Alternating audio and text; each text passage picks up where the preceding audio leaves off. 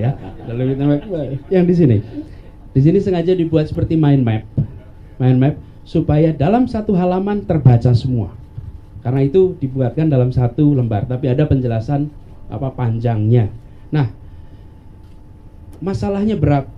Saya malah melihat, Pak, kenapa saya pilih untuk tanggung jawab, Pak. Saya melihat di bawah, di lapangan selama bertahun-tahun ketimpangan itu luar biasa, Pak Tamrin. Persis seperti yang Pak Tamrin sampaikan. Timpang antara kaya miskin, timpang antara bekerja tak bekerja, timpang antara yang berpendidikan dan tak berpendidikan, timpang antara yang di kota dan di pedesaan, dan timpang antara yang di pusat-pusat pertumbuhan dan yang jauh dari pusat pertumbuhan. Melihat ini semua, saya pilih untuk tidak hanya menonton, tidak hanya urun angan, tapi saya pilih untuk turun tangan. Selama ini pun kita sudah mengambil pilihan turun tangan. Belum berarti tidak di pemerintahan saja, Pak. Kita langsung buat gerakan pendidikan sana-sini. Tujuannya apa? Melihat masalah, kita tidak berasumsi orang lain yang menyelesaikan.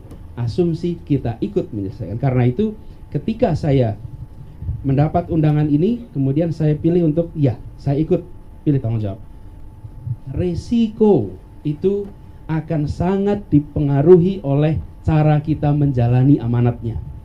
Saya rasa semua pemimpin yang menghadapi masalah di Asia ketika menjalankan kekuasaan ada banyak masalah, seperti Marcos dan lain-lain. Nah, saya melihat bangsa Indonesia sebenarnya memiliki potensi yang besar untuk tumbuh, hanya justru diperlukannya kebaruan, Pak. Karena itu saya memberanikan diri untuk maju. Yang dibawa adalah kebaruan, sesuatu yang baru. Mau pilih yang lama boleh, tapi saya menawarkan yang baru. Baru dalam cara berpikirnya, baru dalam cara bekerjanya, dan baru juga di dalam menyelesaikan masalahnya.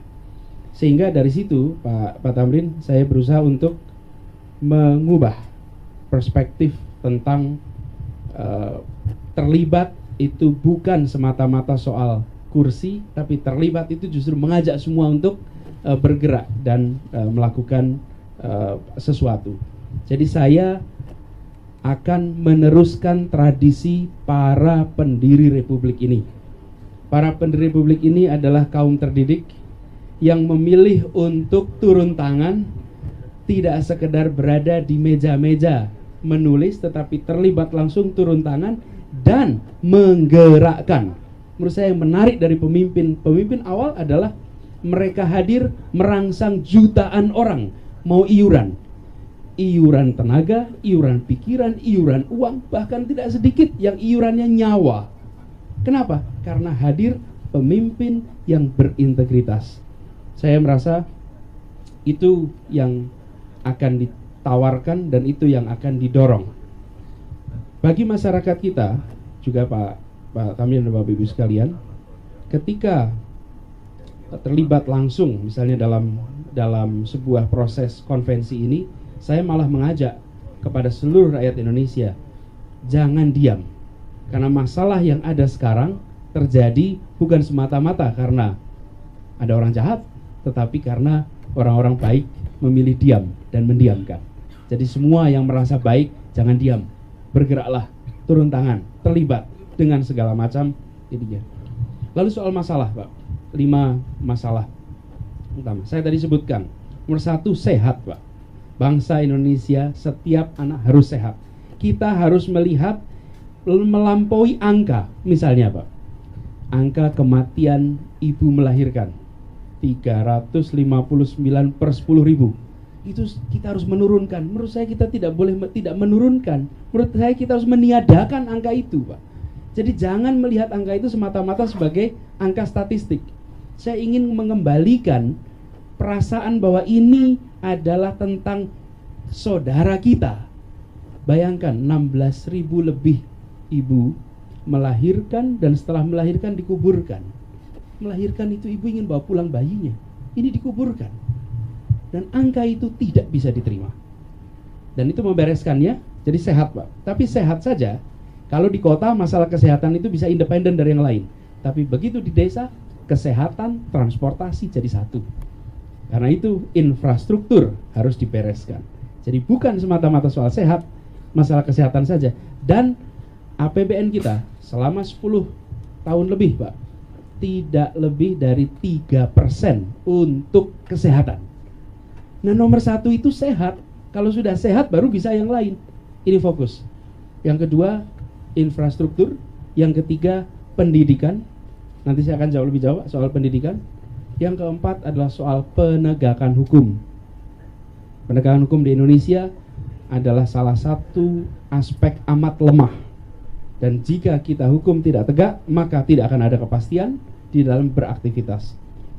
Kalau kita bisa bereskan aspek-aspek itu, nomor satu soal sehat, dua infrastruktur, tiga pendidikan, empat soal penegakan hukum, dan yang kelima, satu lagi yang kelima tadi, adalah mengenai ketimpangan yang tadi disebut antar wilayah. Bagaimana caranya? Hari ini ada pemusatan konsentrasi yang luar biasa di Jakarta. Semua terpusat. 52% dari aliran kredit itu dari Jakarta, Pak. Kita harus ubah. Saya akan mendorong ini. Relokasi pusat-pusat pertumbuhan Indonesia. Caranya banyak, salah satunya insentif pajak. Yang kedua, relokasi kantor-kantor pusat BUMN mendekati lokasi operasinya.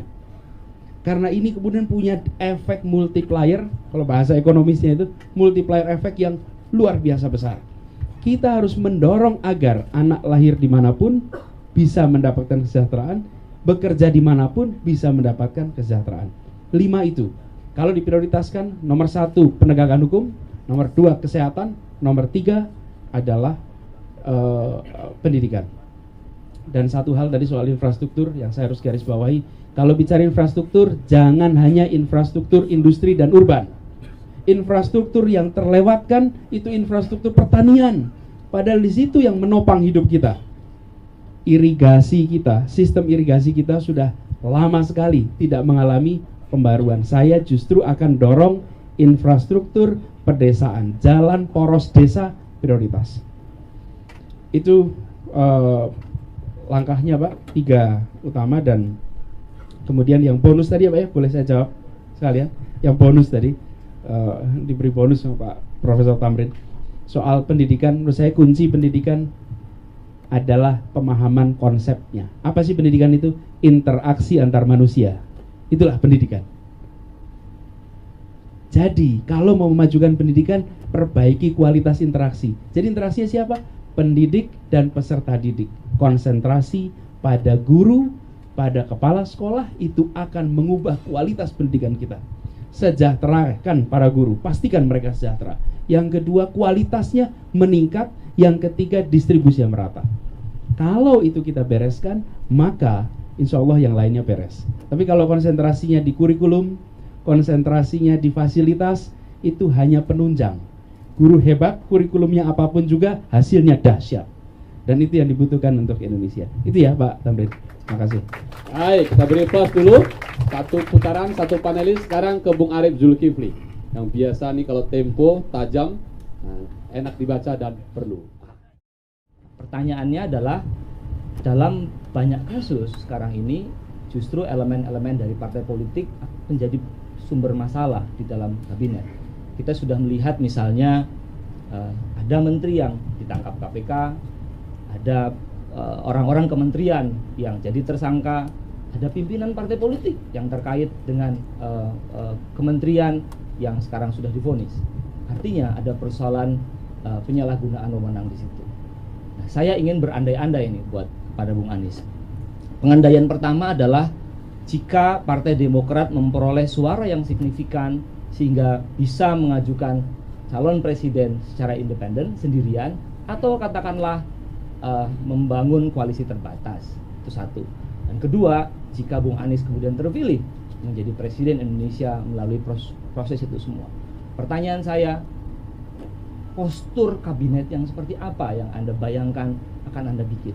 Apakah Anda akan mengulangi kesalahan presiden-presiden, 4 presiden pasca reformasi itu, atau Anda akan rombak sama sekali? Anda akan memasukkan orang-orang baru, Anda akan memasukkan profesional misalnya begitu, sesuatu yang Anda himpun dan Anda kumpulkan selama ini melalui proses Indonesia Mengajar, mengumpulkan orang-orang baik. Itu satu. Pertanyaan kedua saya adalah, ini sebuah lingkaran setan juga yang diakui atau tidak diakui terjadi, yaitu pendanaan. Pendanaan kampanye, pendanaan pemilu, pendanaan partai politik. Kita tahu semua bahwa seorang kandidat yang memperoleh suara yang signifikan dalam versi survei akan dengan sendirinya didatangi oleh orang-orang yang dalam tanda kutip membantu pendanaan. Tapi pada ujungnya di akhir proses seleksi ketika dia terpilih, yang datang adalah orang-orang yang menyodorkan proposal untuk meminta return atas apa yang sudah diinvestasikan. Bagaimana Anda menyelesaikan persoalan ini? Terima kasih. Iya, kita beri aplaus dulu sebelum dijawab. Silakan. Ya. Terima kasih, Bung Arzul. Begini, soal elemen partai. Kabinet yang akan saya bentuk adalah kabinet yang berisi orang-orang kompeten. Orang kompeten. Dan justru ingin mendorong wajah baru Indonesia. Anda akan bangga melihat isi kabinet itu. Anda akan melihat ini potret hasil kemajuan pendidikan, kemajuan pembangunan selama ini. Inilah wajahnya. Mereka yang sudah berada dalam posisi mudah-mudahan selesai dengan dirinya. Berada di wilayah publik bukan untuk mencari kepentingan private, tapi berada di wilayah publik untuk mengabdi bagi kepentingan publik. Karena memang republik ini didirikan untuk kepentingan publik, namanya saja republik. Nah, ini nomor satu, jadi kompeten.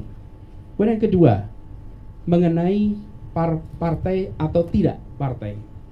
Ini terkait dengan persoalan yang kedua sebenarnya. Persoalan pendanaan. Pendanaan kan terkait dengan itu. Saya ingin memastikan bahwa isi kabinet itu orang-orang yang kompeten, dan di sisi lain pengelolaan partai harus ada pendanaan yang jelas. Pendanaan partai hari ini sumbernya kita saling pura-pura tidak tahu, Pak. Rakyat tidak mau tahu kira-kiranya biayanya berapa, udahlah nggak usah dilaporkan. Yang partai juga tidak melaporkan. Yang ada di KPU sana ada laporan biaya kampanye. Bahkan sampai dengan Desember 2013 juga ada laporannya. Tapi kita tahu di lapangan nggak seperti itu. Kita semua tahu. Nah sekarang menurut saya yang justru dibutuhkan adalah pengaturan kembali pendanaan partai. Lewat apa? Sumbernya macam-macam. Tetapi salah satu sumber yang harus difikirkan adalah pendanaan dengan menggunakan dana dari negara. Dan partai kemudian harus melaporkan secara reguler, secara transparan. Ini bukan hal baru, di banyak negara sudah dilakukan. Tetapi yang harus dibereskan adalah partai juga harus menjadi institusi yang governance-nya baik. Jadi saya akan ajak bicara malah semua pimpinan partai, dan saya akan bilang saya bukan bagian dari yang selama ini terlibat urusan begini. Tapi atas nama seluruh rakyat Indonesia, saya meminta seluruh pimpinan partai kita ubah cara kita mengelola pendanaan partai ini. Ini masalah kita semua. Kalau kita semua sama-sama mengetahui tapi tidak berbuat, saya akan bicara dan saya akan terus terang. Ini diteruskan, maka nasib demokrasi kita di ujung tanduk. Di ujung tanduk. Dengan keterbukaan informasi, maka kita akan tahu sebenarnya dari mana. Nah, begitu itu dibereskan, maka kabinet tidak lagi menjadi jalur untuk mendapatkan sumber-sumber pendanaan politik.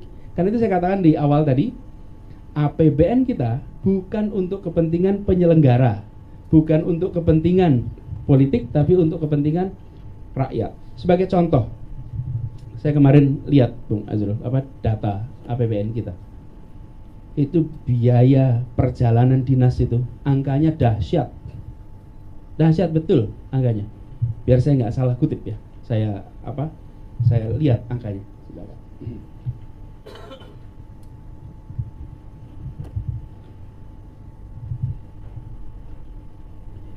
APBN 2009 itu 2,9 triliun.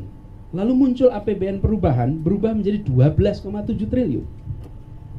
Dari 2,9 triliun menjadi 12,7 triliun. Lalu itu tahun 2009. 2014 ini dianggarkan 32 triliun untuk perjalanan dinas. Yang harus berjalan adalah orang-orang Indonesia untuk meraih kesejahteraan, bukan pengelola negara yang diurusin seperti ini. Ini contoh konkret. Ini masalah. Karena itu, saya akan ambil orang-orang yang kompeten, yang mereka bisa berkata, bereskan republik ini saya atas nama seluruh bangsa. Dan ini dilakukan bukan karena mereka punya kepentingan, tapi kepentingan pribadi, justru karena mereka membawa kepentingan publik. Jadi, saya akan pastikan ini orang-orang yang baik. Yang kedua, pendanaan partai ada mekanismenya sehingga hidup, dua-duanya bisa survive. Gitu ya jawabnya. Terima kasih. Ya, itu kalau lihat angka-angka makin menyeramkan itu ya. Baik, saya beri kesempatan ke teman-teman jurnalis yang juga sudah ada di tempat ini. Saya akan memberi mic ini. Siapa yang mau bertanya, menyebutkan nama dan media tempat dia bekerja. Silakan. Selamat pagi, saya Bagus dari Detikom. Pertama saya mau menyampaikan salam dari teman-teman Kagama. Kedua, ini kembali masalah popularitas. Belakangan ini kan sering banget ini disebut kalau peserta konvensi itu popularitasnya masih di bawah rata-rata gitu, di bawah 3% malah yang terbaru ini.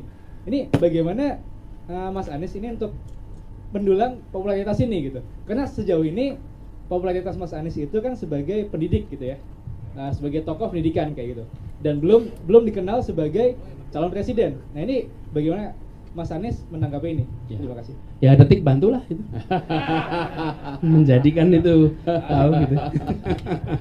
Gini, ya makasih. Tapi gini kira-kira, memimpin adalah mendidik dan mendidik adalah memimpin. Semua pendidik pasti pemimpin. Pendidik yang baik pasti, dan pemimpin yang baik hampir pasti dia juga pendidik yang baik. Kenapa? Karena memimpin itu mentransfer nilai, mentransfer ide gagasan sehingga semua bergerak. Nah, sekarang soal popularitas. Popularitas itu karena sekarang ini masih belum menjadi calon. Saya rasa semua masih menimbang gitu. Tapi di antara calon-calon partai konvensi partai demokrat, insya Allah not bad lah gitu. Insya Allah not bad gitu. Jadi, tapi begitu nanti menjadi calon saya rasa akan berubah. Dan ini menurut saya justru menarik. Ada proses seleksi sebelum menjadi calon. Ada proses seleksi itu. Ini saya belum jadi calon juga ditanyain. Banyak yang sudah calon belum pernah ditanyain, Pak. Ya kan, kita ini belum calon ditanyain. Jadi menurut saya ini proses yang baik, karena itu bisa dipertanggungjawabkan prosesnya. Nah, sekarang tantangannya adalah mendorong popularitas. Saya mengundang pada bangsa rakyat Indonesia untuk turun tangan. Saya mengajak, dan semuanya relawan-relawan ini saya minta untuk membantu. Kenapa? Karena kami tidak ingin terjebak di dalam ikatan yang tadi disampaikan itu. Kami justru mengatakan kalau Anda ingin membebaskan Anies dari hutang rupiah, maka jika Anda percaya dengan Anies, bantu Anies, dan saya jaga harga diri Anda. Iya. Itu ya. Baik, saya beri kesempatan lagi. Saya Irfan dari Koran Republika. Masalah pemerataan Pak, kan selama ini selalu jadi pembahasan siapapun. Masalah pemerataan pembangunan ekonomi, kita bertumbuh tapi tidak merata. Nah, apa sih masalahnya selama ini gitu? Otonomi daerah sudah berjalan dan sekarang sedang direvisi lagi undang-undangnya. Masalah selama ini tuh apa dan bagaimana penyelesaiannya gitu? Sementara kita tahu kepala daerah juga banyak yang tersangkut kasus korupsi, dari hitungan Mendagri sampai 300 pemimpin daerah itu. Nah, ketika misalnya kemudian muncul lagi sekarang undang-undang desa yang kemungkinan ada aliran dana nyampe triliunan, apakah kalau misalnya apa yang harus diperbaiki sehingga kepala daerah ini tidak tersangkut masalah itu dan pembangunan semakin merata? Terima kasih. Ya, silakan Bu Ya, Anies. soal pemerataan ini sangat terkait dengan soal ketersambungan. Kalau bahasa itunya connectivity, ketersambungan ini amat krusial. Saya ingin menggariskan bahwa Indonesia kita bisa menjadi tetap satu jika jarak ekonominya itu baik. Hari ini jarak dari Jakarta ke Cilacap itu lebih jauh daripada Jakarta ke Singapura. Ini tidak benar. Kalau kita lihat peta Indonesia dengan menggunakan tarif angkutan pengiriman barang, maka mendadak jaraknya bukan hitungan geografis lagi, tapi hitungan ekonomis, Republik kita wajahnya berubah. Saya ingin memastikan soal infrastruktur, transportasi darat, udara, laut, apalagi laut yang sangat laut ini krusial untuk komoditas, udara sangat krusial untuk soal transportasi manusianya, serta komunikasi. Ini akan bisa menyambungkan, dan dari situ kemudian kita bisa merangsang munculnya pertumbuhan di banyak titik plus relokasi tadi. Bayangkan jika ada satu BUMN besar dipindah ke sebuah kota, sebutlah kotanya Mataram di Nusa Tenggara Barat. Apa yang terjadi? Maka yang pindah itu adalah orang-orang yang terdidik, berpengalaman, dengan daya beli, lalu semua subsidiary partner ikut bergeser ke sana, muncul sekolah, muncul properti, muncul daya beli di sana, infrastruktur tumbuh, efeknya besar sekali. Jadi pusat pertumbuhannya dipindahkan, infrastrukturnya disiapkan, dan kalau kita lihat pertanian kita misalnya bukan sekedar diberi subsidinya, hari ini subsidinya kurang, Mas. Kita ini subsidi total 330-an triliun. Itu untuk petani, untuk sektor non energi lah kira-kiranya, itu hanya 20-an sekian triliun. Menurut saya sudah harus diubah. Ini ditingkatkan, tapi bukan saja untuk infrastruktur pertanian, tapi justru peningkatan kualitas petani kita. Petani kita harus ditingkatkan kualitasnya. Dan di situ membayangkan pendidikan jangan hanya anak usia sekolah, tapi juga petani yang mendapatkan pendidikan agar mereka bisa bertani dengan teknologi yang lebih baik. Itu ya, Mas, jawabnya. Baik. Bung Anies, untuk menjadi memimpin satu negeri dan memimpin rakyat, itu saya melihat pemimpin negara nih ya, bukan hanya negeri, pemimpin negara. Itu saya melihat ada 3 faktor yang sangat berhubungan, dan dia bisa saling menunjang, bisa juga saling menegasi. 3 faktor yang saya akan sebut itu adalah, pertama adalah upbringing dari seorang calon pemimpin, mulai dari kecil, remaja, mahasiswa, sampai dengan muncul sebagai pemimpin. Nah, dalam upbringing itu, menumbuh kembangkan itu, ada yang disebut dengan proses-proses habituasi, proses-proses pembiasaan. Nah, kita tahu semua pemimpin kita yang the founding fathers dan mothers kita, itu mereka merayap dari bawah. Mereka mekar karena memar, merayap dari sesuatu yang diranting ke cabang, ke terus sampai muncul di atas. Nah, saya ingin Bung Anies tunjukkan bahwa memang Bung Anies dibekali seperti itu. Karena saya tahu juga latar belakang Bung Anies adalah dari keluarga pergerakan, dari cucunya Pak Baswedan, ya. Jadi itu apa yang diberikan oleh lingkungan khusus dari Pak Anies itu, sehingga Pak Anies percaya bahwa saya mampu dan saya bisa. Yang kedua yang saya ingin hubungkan itu adalah, begitu menjadi pemimpin negara itu harus mengacu dan berlandas konstitusi, ayat-ayat konstitusi, bukan ayat-ayat yang lain, tapi harus ayat-ayat konstitusi. Nah, Bung Anies sudah mengutip di sini paragraf 4 dari Mukaddimah Undang-Undang Dasar 45 itu. Nah, saya kira itu bagus sebagai satu titik tolak. Nah, kalau menepati jaminan atau janji atau harapan yang diberikan oleh paragraf 4 Mukaddimah itu, kemudian Bung Anies hubungkan dengan permasalahan yang 5 tadi, atau yang 3 yang sudah dikerucutkan. Bagaimana modal pribadi bisa diandalkan untuk mengemban tugas konstitusi, memecahkan 3 masalah yang utama itu. Ya. Terima kasih. Silakan Bung Anies. Terima kasih Prof. Tamrin. Mengenai upbringing, saya tumbuh besar di dalam sebuah keluarga yang selalu berada di dalam lingkar pergerakan Republik. Ini upbringing. Kakek saya salah satu orang yang ikut mendirikan Republik ini, yang sampai akhir hayatnya dia tidak punya rumah, Pak, ketika meninggal. Dan kami tumbuh besar di mana telepon harus numpang tetangga. Kalau ditanya jabatan, bekas menteri, bekas anggota konstituante, pernah di parlemen, ikut BPK dan lain-lain. Yang keseharian ditunjukkan adalah harga diri dijaga lewat integritas yang total. Kenapa mereka dipercaya? Kenapa mereka didengar? Bukan karena jabatannya, tetapi karena integritasnya. Dan itu yang mereka diikuti.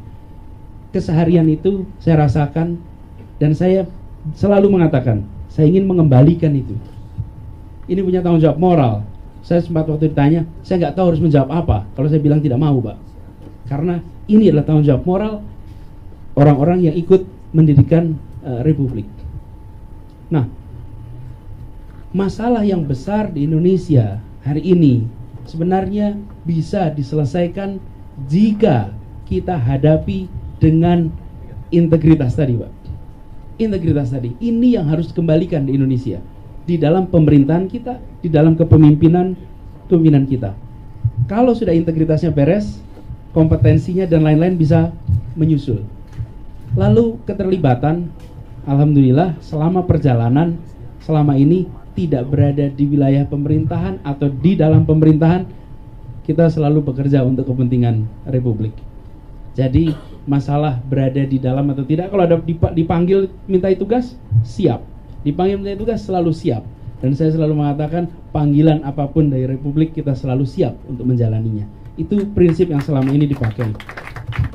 Nah, kemudian terkait dengan janji tadi, Pak. Republik ini berjanji nomor 1 melindungi, Pak. Karena itu ketika bicara menegakkan konstitusi, yang item kedua dari Prof. Tamrin, menegakkan konstitusi, nomor 1 melindungi setiap warga negara Indonesia dan tiap jengkal tanah Indonesia. Itu nomor 1. Jadi tak pandang bulu, tak lihat. Makanya saya selalu mengatakan tidak ada minoritas dan mayoritas. Yang ada adalah warga negara Indonesia dan berhak mendapatkan perlindungan yang sama dimanapun juga. Jadi nomor 1 melindungi itu. Yang kedua menyatakan mensejahterakan, memajukan kesejahteraan umum. Itu kita tegaskan, Pak. Dan yang ketiga, yang tidak kalah penting adalah soal mencerdaskan. Saya ingin garis bawahi, Pak, soal kalimat-kalimat ini. Dan saya akan bawa ini terus-menerus. Semua kalimat para pendiri Republik semuanya positif, Pak. Tidak ada yang mengatakan memerangi kemiskinan, tidak ada, Pak. Yang ada memajukan kesejahteraan umum. Tidak ada mengatakan memerangi keterbelakangan, tidak ada. Yang ada mencerdaskan kehidupan bangsa. Semuanya positif. Saya akan kembalikan suasana positif di bangsa ini dengan perspektif kepemimpinan positif.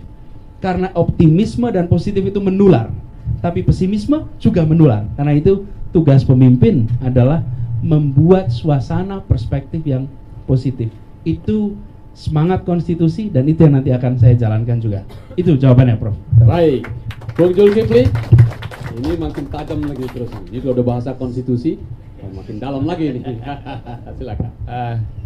Melanjutkan pertanyaan di putaran pertama tadi, Mas Anies. Anda tadi kan mengatakan bahwa akan membuat pemerintahan yang lebih transparan, bebas dari korupsi dan seterusnya. Nah, saya lihat ini teman-teman di belakang wartawan-wartawan ini haus dengan kutipan-kutipan yang sedia untuk segera di-upload ini. Coba Anda buka-bukaan dalam proses Anda konvensi ini, berapa dana yang sudah Anda habiskan, siapa yang menyumbang, rinciannya seperti apa. Nah, kalau Anda bisa jelaskan, saya kira ini dalam 3 menit sudah muncul semua itu di .com.com. Bukan begitu ya, Bung? Iya, betul, ya? betul. Tujuannya itu kan? Betul. Nah, begitu. Itu satu. Nah, ada yang kedua. Yang kedua adalah Anda ikut konvensi di sebuah periode di mana apatisme politik publik terhadap parpol itu sedang drop, sedang turun.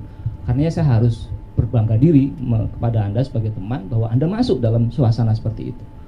Jika nanti mudah-mudahan tidak, Anda tidak terpilih di dalam konvensi atau sebagai calon presiden, apa yang Anda akan lakukan?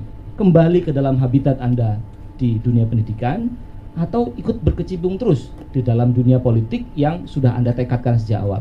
Apakah Anda ingin menjadikan parpol sebagai sepeda yang mengantarkan Anda di tujuan, yang bisa Anda lepas kapanpun, atau Anda akan menyublim menjadi sepeda itu sendiri? Jadi pertanyaannya, kalau nanti kalah bagaimana gitu ya? Ya, betul. Insya Allah akan menang, Mas. Insya Allah akan menang. Jadi itu selesai dah dengan sendirinya. Dan insya Allah akan menang. Tapi gini sekarang, soal saya selalu ini cara berpikir lama sebetulnya, Bung Azrul. Cara berpikir lama adalah mengumpulkan rupiah lalu membiayai kegiatannya. Kami dibalik, Bung. Yang kami akan kerjakan A, B, C, D, E, F, G. Ini ada Ibu Tante Yul dari Pekanbaru. Bisa dicek sama Tante Yul ini. Berapa rupiah yang kami pernah kirimkan dari Jakarta ke Pekanbaru? 0. Seluruh kegiatan di Pekanbaru didanai sendiri. Kaos kita yang pertama dikirimkan 1 paket dari Malang. Sumbangan dari Malang. Mereka belum tahu akan seperti apa. Ditulisnya turun tangan, itu saja. Saudara saksikan. Dan di depan sana ada sebuah poster besar. Saya baru ketemu lagi dengan bapaknya. Pak siapa namanya, Pak? Pak Sabri. Dan beliau mengatakan, saya pasang ini karena saya percaya Anda. 0 rupiah kegiatan. Ini yang kita mau melakukan perjalanan keliling Jawa, perjalanan keliling Sulawesi, dilakukan dengan inisiatif lokal. Kami di Jakarta justru datang bawa badan. Seluruh kegiatan dijalankan di sana. Nginep di tempat teman. Di tempat teman itu betul-betul memang ada teman lama di mana-mana. Jadi kemana saja bisa. Jadi ini yang kita lakukan selama ini. Kalau itu dirupiahkan, dan teman-teman yang lihat di sini, ini mereka banyak yang cuti untuk ikut hari ini. Jika mereka dirupiahkan sebagai konsultan, angkanya fantastis. Karena itu nanti insya Allah di akhir kita akan konversikan iuran pikiran, iuran tenaga, iuran kehadiran dalam nilai rupiah. Dan saya yakin angkanya mempesona kita semua. Tapi kita nggak bawa uang, kita tidak pakai uang. Ya, karena kita, nah itu tadi, kalau mikirnya lama kan cari uangnya dulu. Kalau kita dibalik, kalau kita justru bikin kegiatannya itu. Dan ini yang saya rasa menjawab soal apatisme. Ini soal apatisme. Saya katakan di mana-mana. Dalam beberapa pertemuan, Bung Anies, apa yang Bung Anies akan berikan untuk saya? Kami tidak memberikan rupiah untuk Anda. Kenapa? Harga diri Anda tidak akan saya rupiahkan. Tidak akan saya rupiahkan harga diri Anda. Saya akan jaga harga diri Anda.